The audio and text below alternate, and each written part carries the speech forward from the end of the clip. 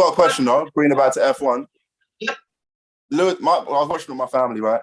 And both my mom and my dad was so mad at Verstappen for complaining that Leclerc was crossing the line. So, like, you know, the pit lane line. Mm-hmm. They're kind of like, because I think apparently if you cross that line, it's like illegal against the rules or something. It's like you're trying to get as much of the track as possible to get a faster lap. But yeah, he was complaining on the radio. Verstappen was complaining on the radio, like, oh, he's constantly crossing the line. It's not fair. Da, da, da. My parents were like, shut up, Verstappen. You're a cheater. And in my mind, I was kind of like, but I think Lewis Hamilton would complain about that kind of thing too. Do you know what I mean? If you see someone trying to get an advantage, do you know what I mean? Like, how do you feel about like racers or drivers complaining? Do you know what I mean, about little things that their rivals are doing? I think it depends on what it is. I don't necessarily think it depends on who it is. I think it depends on what it is. If it's like a safety issue, that to me, you know, something needs to be said. If it's more like an advantage issue, I think it depends a lot. Because, for example, you say you think Lewis would complain about that. Yeah, but he would do it in a different way, in a different tone. So it would come across completely different. Yeah, true. Now we get into personality and, you know, like how you say things and how they can be interpreted by other people. Lewis, I think, for example, has he's in a very unique position, being the only, you know, black driver on the grid, and he's had to, since childhood, kind of code switch. So I don't know if you're familiar with that. He kind of has to like, placate people in gentle, soothing tones, as opposed to how he would probably normally, you know, inflect. Well, I don't know him personally, so I don't even know if this is true. This is just my, you know, summation of this. But for Max, it's a little different. He can live as his authentic self. He can say what he means and how he means it, when he means it, and he means it. So for him, he doesn't have to be like, you know, guys, I think he might be crossing the line. You know, you think about that. And usually that's what something. Wait. Yo, do that again. I'm trying to sneak it in there. What? You got to do that again.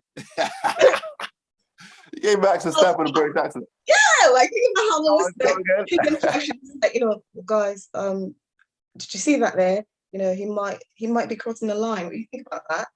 You know, he'll like pose it as like more of a question as opposed to I don't know. As opposed to being like a statement like, guys, do you see he's crossing the line? Like, what is he doing? Is he stupid or he's trying to gain an advantage? Like he puts like sauce on it.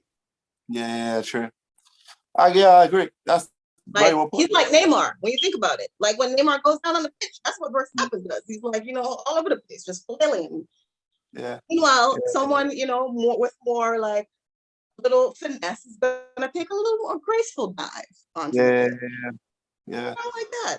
There's no finesse. So when he complains, it sounds like he is actually complaining, and that he's not that he's suggesting that there might be a slight problem with this. Yeah, that's very well put. It's very well put. Yeah. So what? So the next race is Australian Grand Prix. 2 weeks. Not this week. Next week. Next week. Ricardo's home Grand Prix. Oh my God. I don't. Ricardo is an interesting guy. I like him as a human being from what I've seen of him. I've never really been a super fan of him for whatever reason. But I'm starting to feel for him a lot more. Like since when he went to Renault and then he changed over. Like he was there.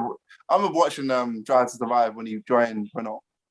Yeah, and I was like, that happened quick. And he switched over immediately after, like, to McLaren. I thought Renault was like a bad fit for him, but then he went to McLaren and he was like this second fiddle driver, and it's like, man, yeah. And then seeing what Norris had to say about him during Drive to Survive, I was like, okay, come on, Ricardo, man, be the dude that we all know you can be. And it's just like, how do you feel about the fact that, maybe if he had stuck it out with Red Bull, his career would look very different. So, I don't know. I guess this is a case that we'll really truly have to wait and see like where his career, like probably have to have this conversation in like 5 years. Yeah. See like where his career has really ended up. Because to be honest, when he left Red Bull, I was nervous for him. I was like, "Hey, are you doing this? Like, you sure you want to do this? You sure? It's Red Bull. I know it seems like, kind of uncomfortable at the moment, but looking back, I mean, you kind of have to understand why he decided to leave. He was going to play Verstappen. Like he was going to play second fiddle to him. Period. Yep. Like no matter what you want to say about Max Verstappen, and we have a lot to say. We have a lot to say about Max. He is skillful. Very what's the other word I'm looking for? He's good.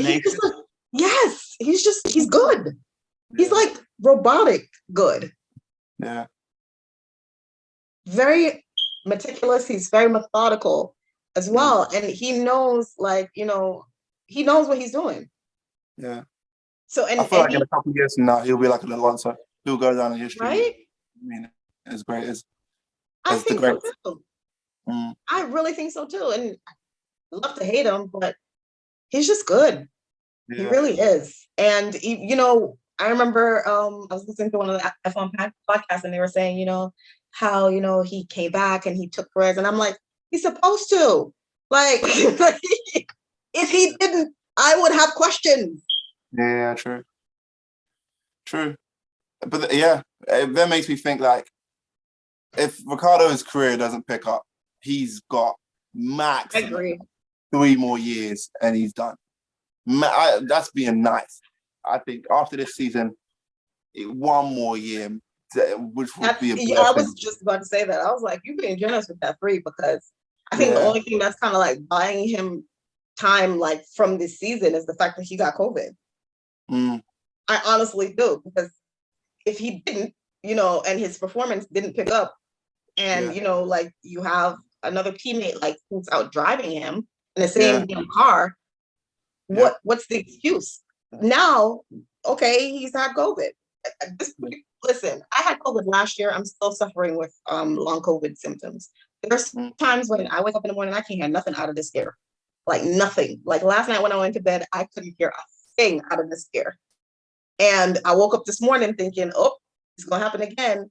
And a lot of times what I'll have to do is put my earphone in and like turn the volume up all the way. So it'll pop. Crazy.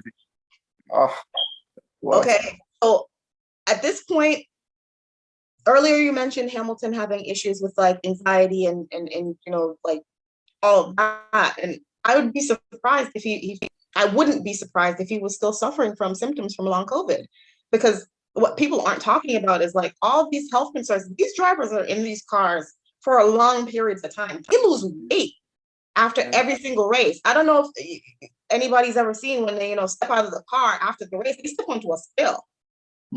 Like they step out of the car and onto a scale. Yeah, body mass and how much weight they've lost during that race. It's taxing. You heard who was it that was complaining about his neck in the car? Was filling in. I know what you're talking about. I can't remember that. Yeah, and he was complaining about, having neck problems, and that's because he hasn't been in Formula One for a little bit. And you need to do that strength training on your neck to get the G's and all that. They're going through a lot. It's not just driving. It's not like driving, at 80 miles an hour down the highway. And people don't realize that. Like the G-force it takes that they have to sustain in that situation, in that scenario.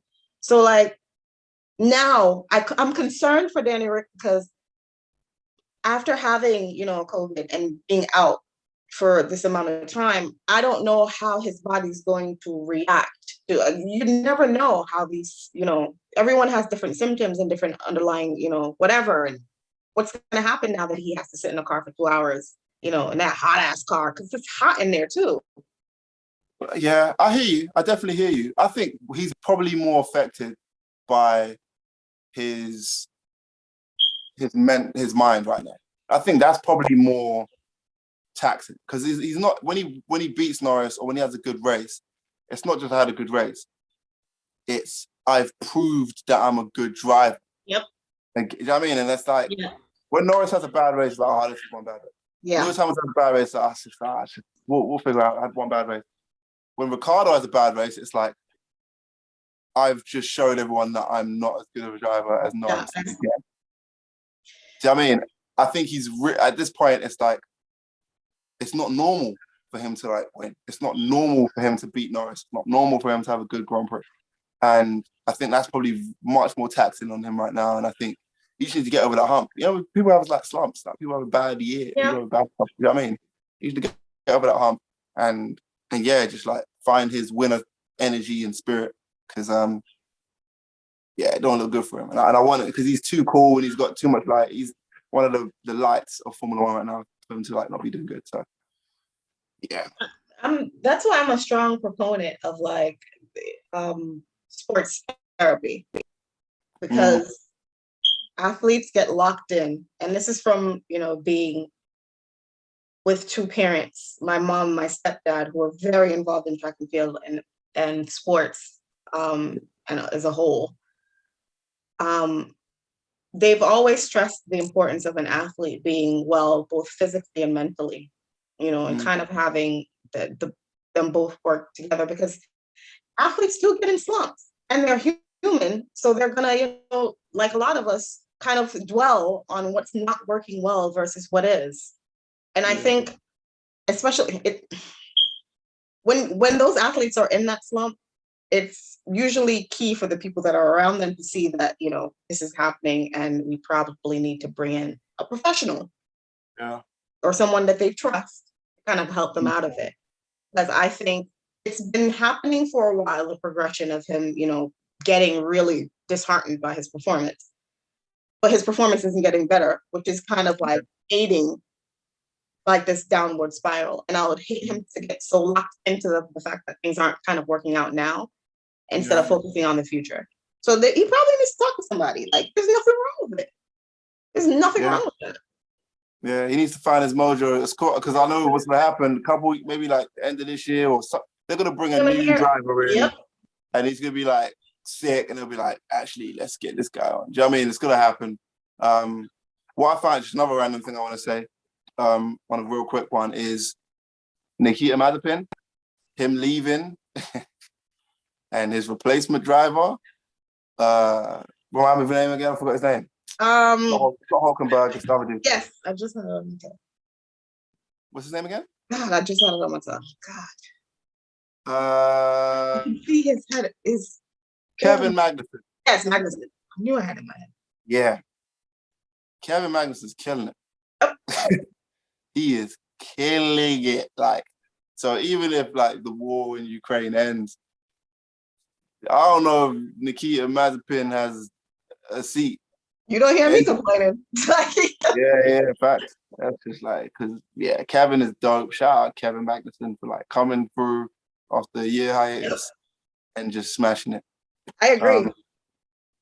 I was thinking the other day, because I was listening to another podcast, and they were talking about the fact that he was thinking about taking F1, like pursuing legal action against F1 for firing him or for, not offering him a seat to drive. And I kept thinking to myself, like, who's going to support this? Like, he really think after everything that's happened, let me fix the situation by taking them to court. This will work out. No one wants to see that. Like, we really don't care anymore. Take your little lump, stay over there in Russia with your daddy and Putin and all the rest of them people. We don't need you here. Period. That is so. I just realized that Kevin Magnussen, like, he is probably the happiest guy that there's a war in Ukraine. Can you imagine? He's like, there's a war in Ukraine? Word. Thank you, Jesus. He's probably the only person that's like, yes, this will do. Oh, my prayers were answered. And it's it's bad to say, but I cannot disagree. I'm not gonna say, yes, the war is a terrible thing. But when I heard that, what was happening with that team happened, I was like, well, okay, Putin did one good thing. One good thing came of this, and we're now rid of this family. Thank you. Thank you, sir. I'm over there with you. Ain't nobody trying to hear that. But yeah, I'm looking forward to Australia. I'm looking forward to see what the changes are, that they're going to make to the car. I mean, just whatever they do, just make other. I don't care about Ferrari and Red Bull anymore. Like, cool, great, you're doing amazing. It's fun, but it's not as fun as watching. Mercedes be also competitive and McLaren be competitive as well.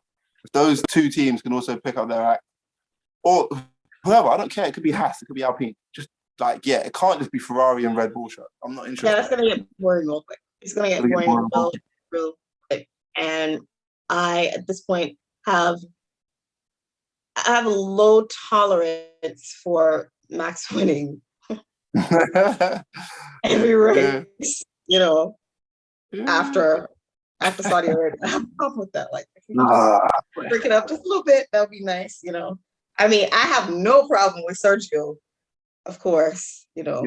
Up there, we can trade off as possible, but I don't think he wants to trade. He's going to ride this wave for as long as he can, and he deserves to. He is the world champion. Regardless of how he got it. Yeah, that's what I was about to say. Regardless of how he got it. Also, last thing I want to say is Vettel is coming back. Vettel missed 2 races because of COVID. Yeah, because of COVID as well. So let's see how he fares. Very disappointed to hear that, like I was about the Danny Rick diagnosis, but I'm hoping, as I said before, like, it's not, when he comes back, he's just like good physically. I know how hard that is to come back from, COVID, and especially depending on how bad he had it. And who knows? Yeah. It can be a little disorienting. So I'm hoping that his return is like, for both those drivers. And I hope they don't get it again. Like, I'm hoping that even though restrictions have eased up, like, people are still taking precautions out there because it's still there, and people are still getting sick. And the worst thing you could do is probably get it twice. Yeah. Oh my days. We haven't spoken about Mick Schumacher. Mickey. Yeah. That crash. Yeah. I mean, is he coming back? Will he be back? Yeah, he should be coming back for Australia. Yeah, I think so. Mm-hmm.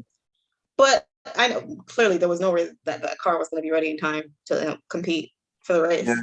But after that crash, I'm not gonna lie, like, I heard it, I didn't see it, if that makes sense, because I was kind of like doing other things in the background. Yeah. And then I was like, what the hell happened? Yeah. Just the force of it all. And, I'm not trying to play favorites or nothing, but I really don't want anything to happen to this boy. Not just because of who his dad is, but because he's a good, he's a good kid and he's a good driver. And that kind of shook me up because I was like, ooh, does he really want to be doing this? Yeah. Especially in a car that's not competitive. Is it really what it's worth? I don't know. I saw the crash and I was like, I remember going through it as it was happening. I was like, oh shoot! Like, I just saw him lose the rear, or lose control of the car, and I was like, oh! And then it happened. He crashed. And I was like, it's a heavy crash. Mm-hmm. And then he kind of stayed in the car for a while. Yeah. Like,